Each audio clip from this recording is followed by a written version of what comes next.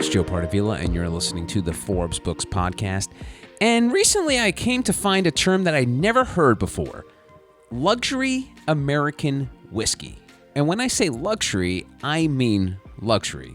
Julie Macklowe, the founder of the Macklowe American Single Malt Whiskey, describes her whiskey as the Ferrari of single malts.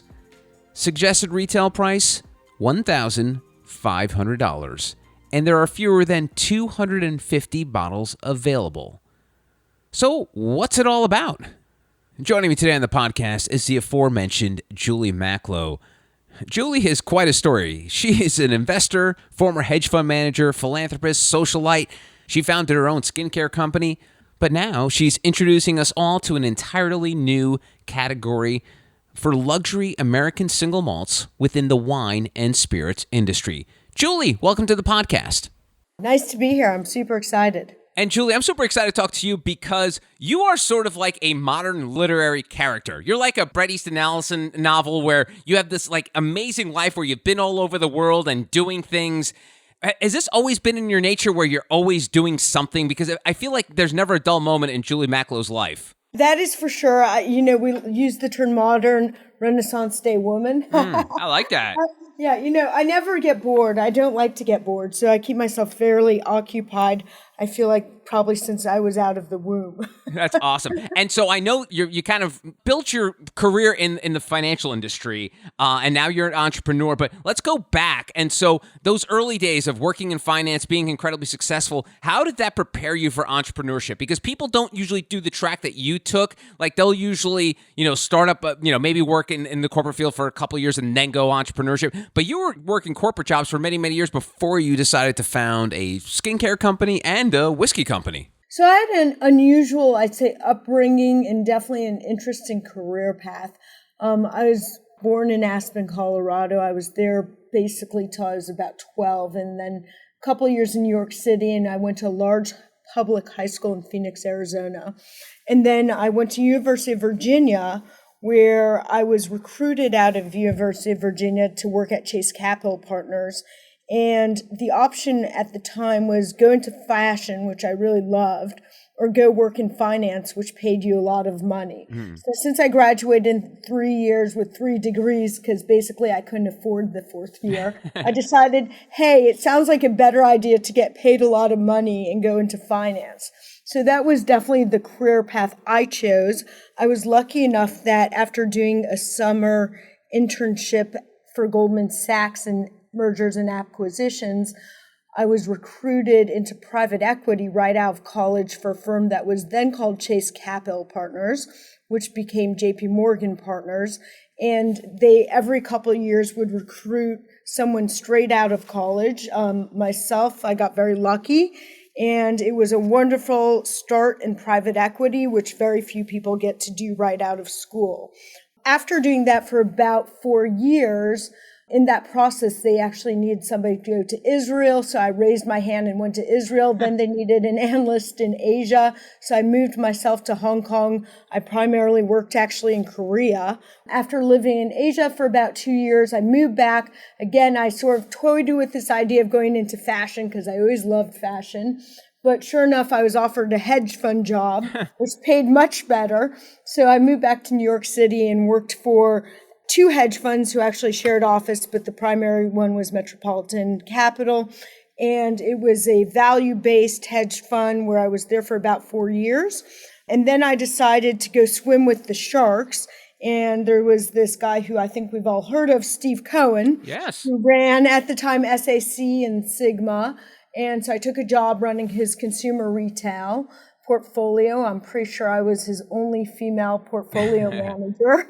And I was with Steve about 4 years. And then I had the fortunate position to go work for another very well-known guy, Israel Englander at Millennium, under my own name, Macklowe Capital. And I was there about 2 years when I started investing in some little startups. One was called Bobble Bar that I became part of the advisory board. And I was like, this is really cool working with these entrepreneurs. They have so much great energy. After doing, a decade and a half in finance, I was getting a little bit bored running money and just seeing sort of making decisions about companies versus really understanding what is inventory, what is working capital, how do things actually work on a balance sheet. I thought to myself, it'd be really cool to actually work in a company and have a company. So I started sort of brainstorming what that company might be. At first I was thinking, I'm going to do a surf makeup company. And then I realized I don't really surf. And then everyone always said to me, you have great skin. What skincare do you use? So probably not the most logical decision, but I decided to start a skincare company called V-Beauté. And I'll never forget, I had this travel kit, and the inspiration was actually my husband and I had been at a girlfriend of mine's wedding in Deauville and in Versailles. And I back then was much more responsible in my packing, and I could pack for a 5-day black tie event, no problem, in a suitcase that was travel on. But the TSA guys actually took my toiletries, and I thought, oh my gosh, this is terrible. So I created this thing called the IT Kit, which was your 5 daily essential things that you would need: a cleanser, exfoliator, eye cream, face serum, face cream, that fit in this tidy little kit. And I remember I took it to Bergdorf Goodman's, met with Linda Fargo, and she's like, I love the concept, but where's the full size? I was like, yes, that'll be coming right up. So then we worked on the full size, launched V-Beauté. We started with Bergdorf, Neiman's, Nordstrom's. We got in about 200 boutiques, including Fred Siegel's. I really had no idea what I was doing at all, to be quite honest. After doing that for about 2.5 years, everyone's like, you should be on Home Shopping Network. You've got a great story, because our signature ingredient was the Swiss Alpine Rose, which would last for 100 years, die, rejuvenate itself, and magically that plant would bring the same power into your skin. And basically, we went to Home Shopping Network, pitched the idea, and I spent the next 7 years or so on Home Shopping Network, day and night, 24/7. People don't understand. Home Shopping Network is a very glamorous channel to look at, but when you're there, you're basically working 36 hours straight without sleeping. So after doing that for about 7 years, I actually was going to launch an organic skincare. I got pregnant at the time with my later in life child. I have one who's about 15 and the other one just turned 4. And I had this moment of pause. And I'd always been thinking, skincare is great, but I always struggled with, why did I have authority? I'm not a dermatologist. I don't know why I started a skincare company. Yes, I have great skin, but it wasn't something that was authentic to my personality. So during this, lull, I was like, what I really like is whiskey and golf. What I know how to do is packaging in bottles and put things in bottles because of the skincare business. And I was staring at my whiskey collection that I was organizing in a new bar we had built in my apartment. And I realized I have over 2,000 bottles of single malt scotch. And back to Korea, I started collecting all of these bottles when I was holed up working in finance in Korea. I would basically fly each week from Hong Kong to Korea, and I'd spend all my dinner allowance on wine, champagne, or scotch. Scotch lasted the longest. I got drunk quickest on it. So I really gravitated towards that. More bang for the buck, and, I was young. So that's amazing. One bottle at a time, I amassed this massive collection of whiskeys, much to my husband's chagrin. And I was staring at it. I'm like, wait, I have amazing scotches, 1936 to present day. I have Japanese, Taiwanese, Irish, Canadian, all of these different regions. But I realized there was nothing that was luxury, American, and single malt, which is 100% malted barley, water, and yeast. Yes, there's bourbons, but there had never been a luxury American single malt. Wow. So I thought to myself, why not go create it? Obviously, I'd lost my mind. Well, it's funny. You lost your mind for many different levels, but I was curious because I want to step back a little bit. Because in those years of finance, in a way, you almost saw how the sausage was made with all these companies you were investing in. So you sort of like had the back end stuff ready when you became an entrepreneur. The other stuff, I guess, came naturally, where it was the packaging, the marketing. But all of the stuff that you were good at is the stuff that most entrepreneurs are not. Like, they're really good at vision and packaging things and selling things to people, but they're not really good at the bottom line and working behind the scenes. And it's funny you said that, because I had the advantage that I knew how to raise capital. I knew how to run a cap table. I knew, and I still build out my own business models to the point of crazy amounts of detail, starting with the cost of goods and the sales drivers and the balance sheet. And I can tie cash flow statement together. And I think that has given me an advantage to understand things like cash flow that a lot of people don't understand when they start companies. The harder part for me was that I did not have a marketing background. I had no idea what I was doing, especially when I did VBUT. I didn't know about sales or training or education or distribution. And those were really interesting lessons that frankly became the core unit when I launched my whiskey business that I viewed it as almost the internship I had and needed to make the whiskey business successful. But at the time, I didn't realize that's what was really happening. Interesting. So in a way, you had the financial background. VBUT was sort of like your MBA, and then you were ready to launch Macklowe whiskey because of all this prior experience. It's scary similar, and I'm still shocked by how similar people are. Like, how did you break through the alcohol business? We're in 120 of the Michelin 1, 2, 3-star best venues in New York City.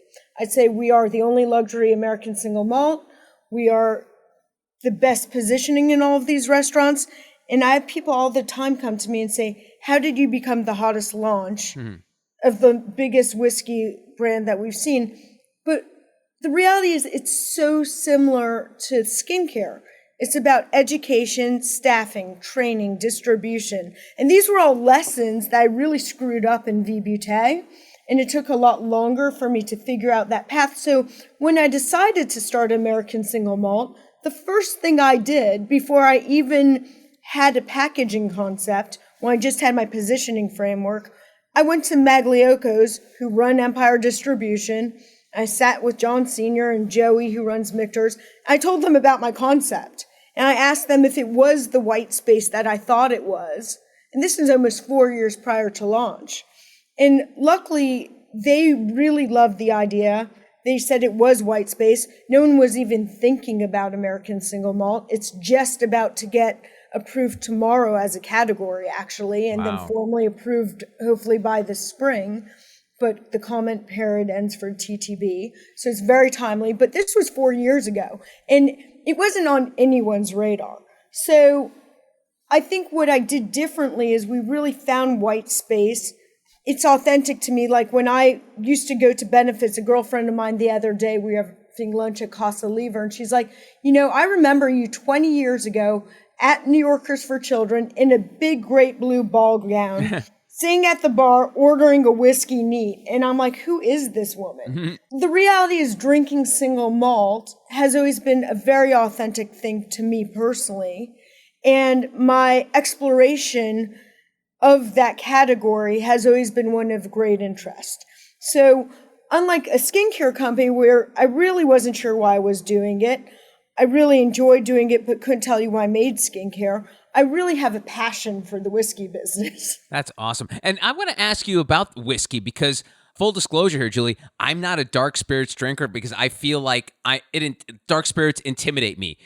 I'm not familiar with It does. So it's funny you say that. One of the things, I assume you've seen our bottle. Yeah, it's beautiful. Yeah, and if you haven't, it's at themacklowe.com, of course. One of the challenges I wanted to address in the whiskey business that all the packaging I felt was super male focused.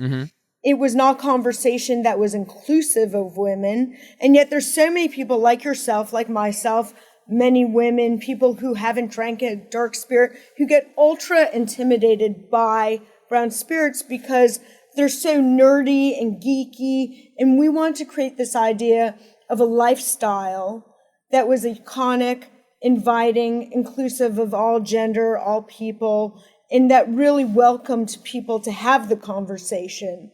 That you drink what you like, not what you're told to like, that everyone can be part of the conversation with whiskey. And the amount of friends, and especially girlfriends, I've converted who have considered themselves tequila drinkers, who then try a sip of the Macklowe whiskey and they're just blown away how much they like it. And they're now being part of that conversation as well. And I think that's really where we've been able to change the conversation. Interesting. Yeah, because when it comes to like your typical beer drinker or vodka drinker or something like that, even wine drinker, where it's like you could just keep drinking it, but whiskey, it's a different mindset when it comes to drinking that beverage, right? Well, I mean, yes. So look, at the super high end, our shots are selling for $200 to $400 Oh, geez. on premise for a glass of whiskey. So yes, we recommend that. This is our private collection. We recommend it neat with some water side of ice. Our Kentucky 4-year release, which will come out this time next year, will be more of your $40 glass mixed cocktail. I see a Macklowe Manhattan in your future with that, a whiskey sour. There's many ways to drink that. Okay. But I think when something's super high-end and super luxury, we really do recommend enjoying it like you would with a cordial or a cognac or any after-dinner drink, and just maybe a cube or two, just because that is what it is about, the luxury experience of smelling it, tasting the aromas, having it on your palate, and the exploration. I think our customers really love that part of it.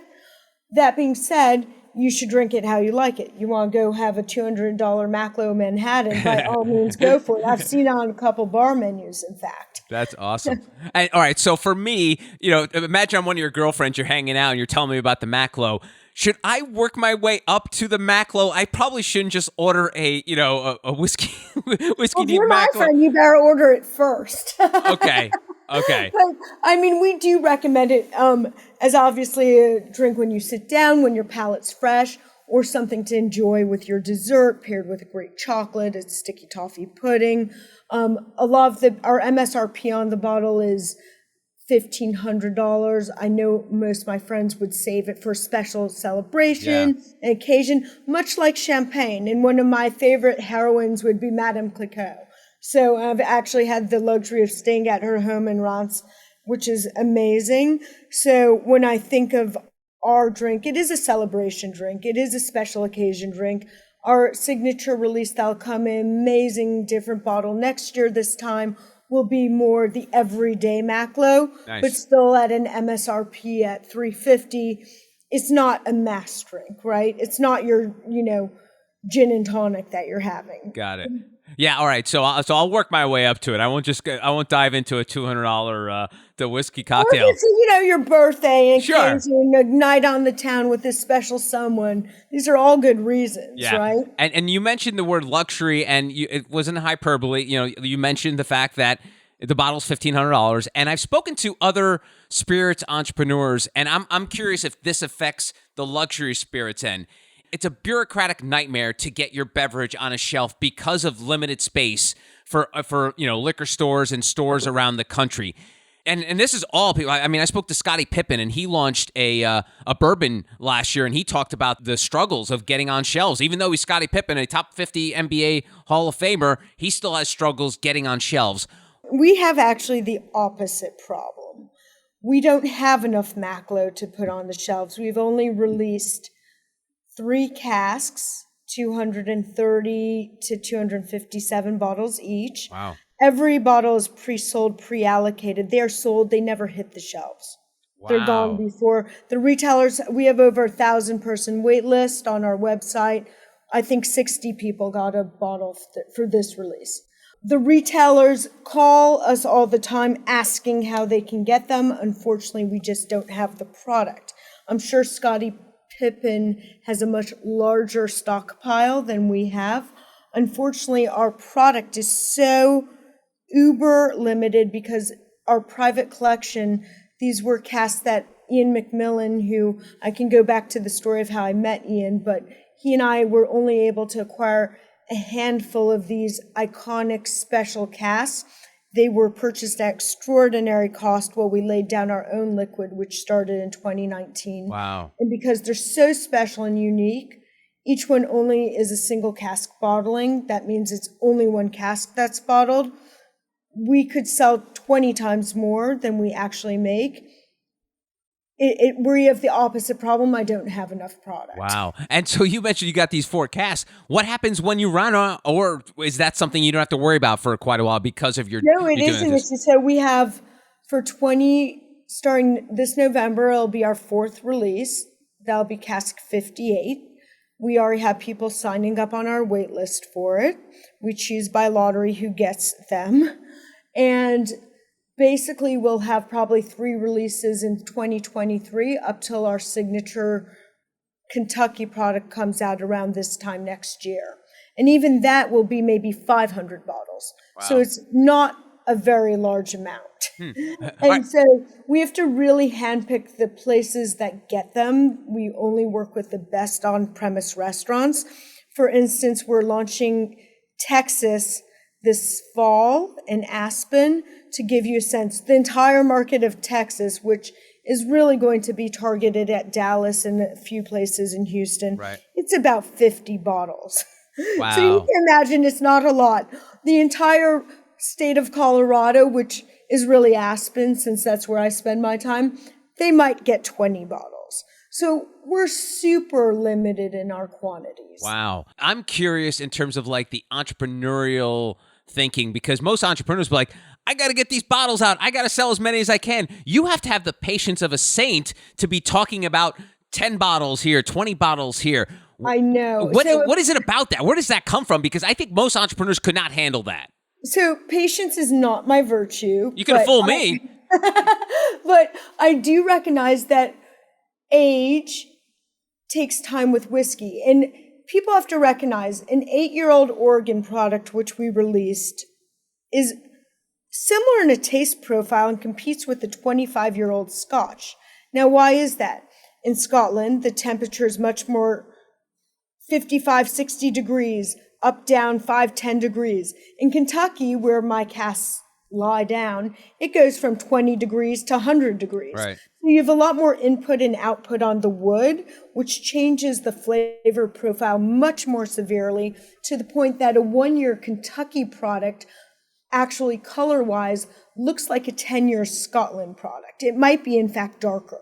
So we also use all new American oak. We keep it in the same vessel. So the color comes into it much quicker, as does the taste and the profile. It also means that our ideal bottling point might be 4 to 6 years, not at 20 years, because Ian McMillan and myself choose when each cask is ready and when we're ready to blend it. So far, we've only done the exceptional individual casks, but we're already starting to look into our release next year and have earmarked the couple casks that we think will be the ones that are ready. And another thing I've discovered by speaking to spirit entrepreneurs is it's sort of a boys' club. It's sort of the old school people that have been doing it for years. And I know you're a bit of a luxury piece, but I wonder, what was the experience like trying to break in as a woman who'd never done this before in that industry? Like, is the industry standoffish? That's a great question. So look, I'm used to being in a male-dominated industry. I've noticed that, yes. I worked in finance for, I'd say, the who's who, and that was 99.9% men. So I'm used to that. I don't really think much of it. I actually felt like the industry on the whole has been very welcoming to having women in it. I think, do you find some random people who are like, why are you doing this? Of course you do. But overall, I've had a wonderful experience. I think people have loved that we've brought a new take on things, that we're telling a lifestyle and a brand story, not a distillery story. That was never my goal. And my goal, even though we've been laying down our own product, is to really talk about the Macklowe brand, because I believe that the Macklowe name is very well known, and to tell a story about our brand, our family, the history through the whiskey. Interesting. And that is, again, not a dark spirits person, but that sort of goes against what everyone else does. It does. Other people, it's all about the distillery. It's like, it's made in this, and we've been doing this in this country for 1,000 years. We do not need another distillery story. There are too many. I don't care. That's great that people tell distillery stories. You're talking to somebody who is a whiskey nerd. Mm-hmm. But at the end of the day, I don't think most people can tell you the exact place their vodka or their gin or their tequila has been made, or have they actually gone and seen those plants? And some have, and that's awesome. And we do have obviously a distillery who's our exclusive partner down in Kentucky that we work with. But I'm not looking to sit there and run a distillery. I've chosen the best people in the world to do it. They're very good at doing it. We work together on this project. I'm their only single malt brand that they work with, and we have created an amazing product as a result. But what we want to do is tell a lifestyle story about the Macklowe brand, about why it's great to have an elevated luxury experience like you would with a glass of Dom Perignon and a celebration, and all of that inclusion of both men and women, and the idea of being iconic and American. And I think that is what has not been focused on before. And you name dropped Ian McMillan a couple times. You've mentioned you're a self-proclaimed whiskey lover, but Ian McMillan, he has the receipts. He is a master distiller, so you obviously couldn't do this without him. How did that collaboration happen, and what was that like? Yeah, so I actually, thankfully, pre-COVID, was hanging out in Islay, Scotland, where I decided to start playing golf a lot more. And I was like, with my friends from a very well-known distillery in Islay, I was like, hey guys, I have this crazy idea. I want to do a luxury American single malt, but I really, although I know I really need a fabulous blender. Who's the best in the world? And they introduced me to Ian McMillan. He's obviously been in the business close to 50 years. He was the master blender for Burn Stewart, who makes Bunnahabhain, Tobermory, Deanston. He also brought the Bladnoch distillery into the Low Lives back to life. He's really one of the greatest living masters and blenders of whiskey. And thankfully, when I told him about the idea, Ian said yes, he would work on it. And I actually had a call with him right before this today. We communicate all the time. And the Macklowe was born. And I think without him, obviously, we could not do this. Oddly enough, Ian and I don't disagree on many things. I'd say we mostly agree, which has made it very easy to work with him. And you mentioned a couple times the fact that you've basically worked in male-dominated industries and you have this connection with Ian off the jump. Again, is all of your years working in finance and in businesses prepared you to partner with someone like Ian, who's a completely different person than you? He's been living in the whiskey barrels for 50 years. You've been skiing in slopes and traveling the world. So two totally different people, yet you're able to combine your forces together to create this product. Explain that to me. Yeah, so I think in my many careers and journeys, what I've really realized is that you always want to work with the best people. And when I've looked at CEOs and entrepreneurs from a point of investing in them and viewing their companies, the ones that always really stand out are the ones who have the best teams around them. So in partnering with Ian, my goal was really to find the best person who I could work with on this project. And Ian and I created our farm-to-table philosophy, that everything would be locally sourced, that we would do these casks of distinction. He and I tried out hundreds of samples from all around the U.S. There were only a handful of these barrels Ian was even willing to put his name on. Wow. Well, our product that we created from scratch aged. And this idea of doing non-chill filtration, which a lot of the guys don't believe in, because sometimes you do get hazy golden cloud nuggets of flavor proteins in the bottles that people don't understand. Like, these are all philosophies that he and I would talk about. Even prior to this, we were going through tasting notes for some of our casks coming up next year. But Ian obviously can do things like knows new make. I've taken classes on it. I don't do it for a living. I have to trust that Ian can try a new make, a 1 year, a 2 year, 3 year, and really knows the faults. Did I do a barrel unification class at Moonshine University? Yes, to get more knowledgeable. But I can never have the knowledge Ian has with his 50 years of experience. Wow. So I'm so happy to have him as part of our team. And I think with that, one of our recent hires we just had was this amazing woman, Sabine Lapetit, out of Winebow. And she is a very senior hire for us who's going to help us double our sales in New York. I mean, we're fortunate enough that we'll do over $1 million our first year in business. Wow. Our goal is to double, if not triple that next year. And it's having, I think, the best team around you that allows us to grow in a steady way. To your point, I do have patience. I'm lucky I've funded this with my husband on our own. So we're able to be patient and do it the correct way. And we don't have to just say, oh, we're going to put out product. We want to put out perfect product that Ian and I both sign off on, that we really believe in. And I think that's where we have an edge over a lot of people. We're not just looking to churn and burn. We want to really take the time to have exceptional things that we put in the market. And if it's not exceptional, we just don't want to do it. And I'm curious what your friends think about what you're doing now. And your well-heeled friends are used to extravagant taste, the Dom Perignons and everything. Do they hit you up and be like, hey, Julie, can we get a bottle of Macklowe? Like, what do you do with those folks who are hitting you up for bottles of Macklowe? Well, we don't have any free products. Everyone who has a bottle purchased it. Okay. Yeah, and they obviously are all amazing customers in all of these on-premise accounts, whether it's Cipriani's, Casa Cipriani's, Carbone, The Grill, Lobster Club, Sistina. We're in all of these amazing doors in New York City, and I always have people sending me screenshots of where they see a Macklowe, with them drinking a Macklowe. So I'm very fortunate to have a fantastic network of friends who are drinking it, buying it, sharing it with their friends. And you'd be surprised of the amount of people that come to me. In fact, I was at Avra doing a training because I really try and train personally as many of the teams as I can. And in between two trainings, because often there's 2 shifts, so we'll do 2, this guy at the bar was like, oh my God, somebody told me you're Julie Macklowe.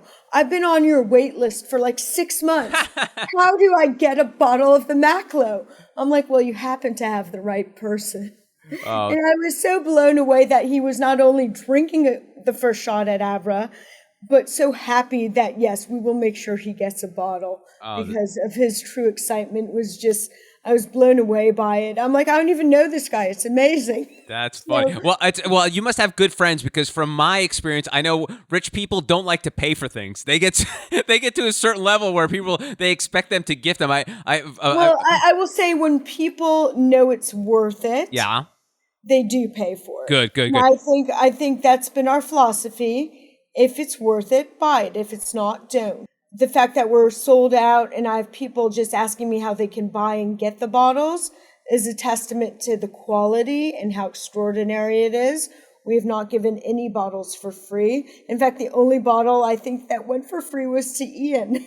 Well, that makes sense. His name is on it, so he gets one. Yeah, that makes sense. And because, it's funny, because I've spoken to top New York chefs, and their big thing is like they hang out with celebrities and so. But I say, does Bono, does he get a free dinner? And they're like, nope, Bono pays too. So you've got the right mindset, because I feel like a lot of these people that are either in hospitality and stuff, give away the farm thinking that they're just making friends, but unfortunately, I don't have enough to even complete my trainings. Wow. We have so few bottles. When we get to our trainings, it's a teeny nip just to try it. We only get really trained the head bartenders and the best servers and psalms at each point. So it's such rare liquid. And it's so exceptional that I think people are really just so happy to get the bottle. And, wow. I myself only have 1 bottle from each edition.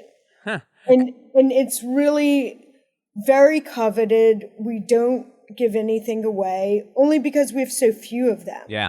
Does Stevie Cohen buy a bottle, the aforementioned He Stevie does. Cohen? So he does have a bottle of every single release. That's awesome. And I will tell you, if you get a chance to speak to him, coming from a Mets fan, I'm very happy and fortunate that he decided to buy the Mets, and he's doing a wonderful job as the owner of the Mets. And he obviously has good taste if he's bought 4 bottles of the Macklowe. So yes, I was at dinner with him and his wife Alex not long ago, and they had it on their bar, and they love it. Oh, awesome. Wonderful. Oh, let me ask you a weird question to close, because I know with tickets and other things that are, in the auction world, there's this sort of secondary market for things.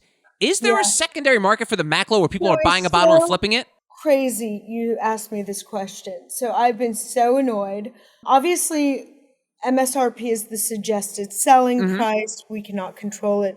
A few of my friends have tried to buy bottles from retailers and have been charged up to $3,000 for the Wow. bottle. We have seen them go into Canada for almost double that, and on eBay for around double that too, in the $5,000 to $6,000 range, which I guess is a testament to our brand, but it upsets me. I would prefer, if I could, that everyone would get it at closer to the actual price it should be. But likewise, well, we have some amazing partners who really do try and keep our shop price close to $200 for 2 ounces. There are many places that charge $300-400 for a shot of the Macklowe. Wow. Again, they're not going to sell it as quickly as those who sell it $185 to $200 range, and we really do see great velocity there. So, of course, as a brand founder, we want more people to get to try it and experience this exceptional liquid and the smooth taste profile and how exceptional American single malt whiskey really can be.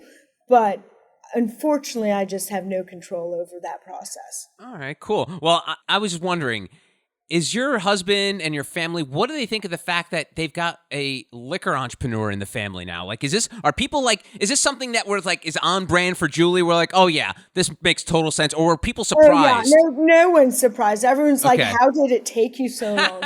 And my husband and I actually, as crazy as this might sound, we have always shared an office because I run our family office in addition to doing this on the side.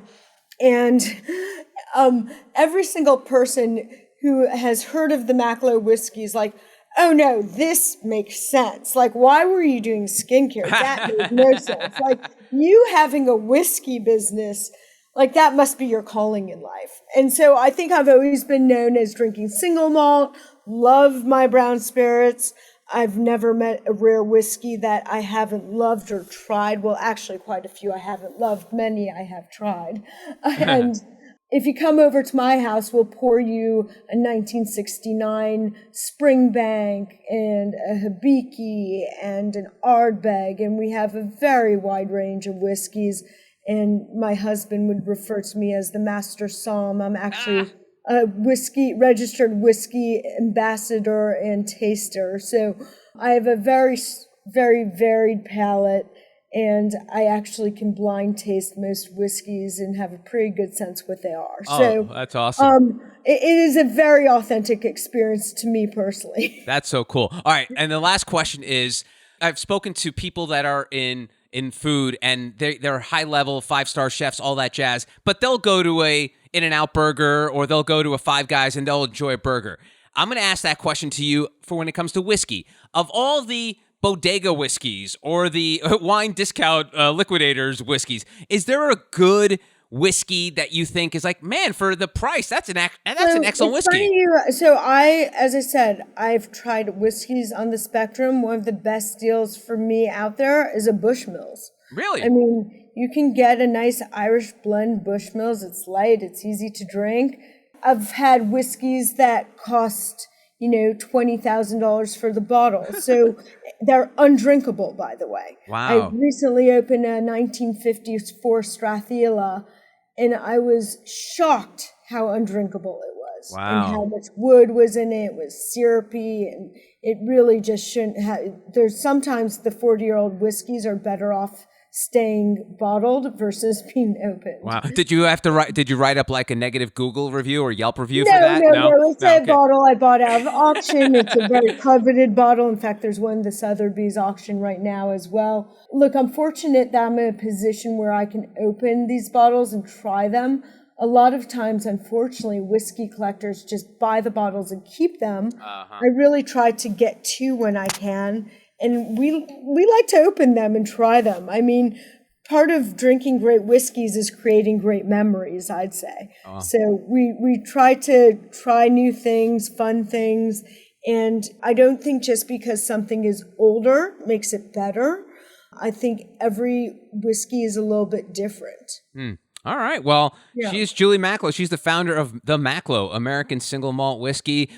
Julie, thank you so much for the time. I appreciate you telling me your story and talking about the Macklowe. And who knows, maybe one of these days I'll sit down and sip a $200 Macklowe Cosmopolitan one of these days. It would be my pleasure to get you a shot when I see you. All right. Thank you, Julie. Thanks for the time. Take care. And if you want to get on that Macklowe waiting list, make sure you go to themacklowe.com. And that wraps up this episode of the Forbes Books Podcast. If you enjoy the show, make sure you take a second to subscribe so you automatically get new shows when they drop. Also, if you have a minute, I would love if you left us a review so more amazing entrepreneurs like yourself can discover the show. And please, don't forget the golden rule and treat others as you want to be treated. Until next time, adios.